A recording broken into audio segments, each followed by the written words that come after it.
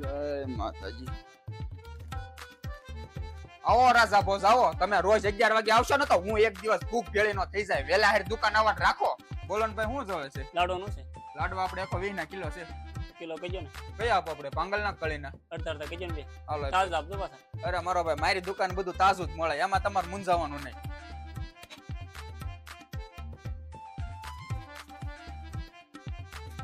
બોલો ભાઈ, બીજું કઈ જોવે છે? હાલો. હા ભાઈ, મને ખબર જ છે તમારો બરફી નો ઓર્ડર છે અને તૈયાર જ છે. તમે ઘરે જઈને છે ને ફોન કરાવજો એટલે તમને 2 બરફી ચોકી મળી રહે. ઓ નજીભાઈ, આવો આવો માવો ખાવા.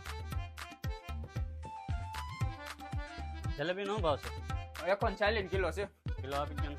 હા, કિલો જલેબી કરી નાખ.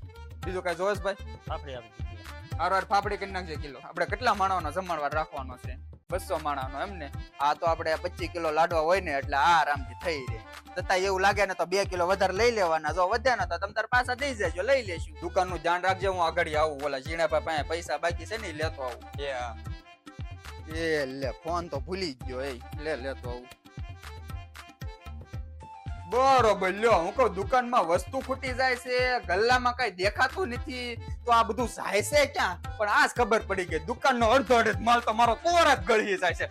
આપણા કપાતર દુકાનમાં કાંક વધવા દે. આખો દી ઘંટીની જેમ પૈડા રાખે તે. તો હવે તારી જગ્યાએ છે ને દુકાને મારે એક માણસ બેહારવો પડશે, નકર તું છે ને એક દિવસ મને રોડે લાવી દઈશ.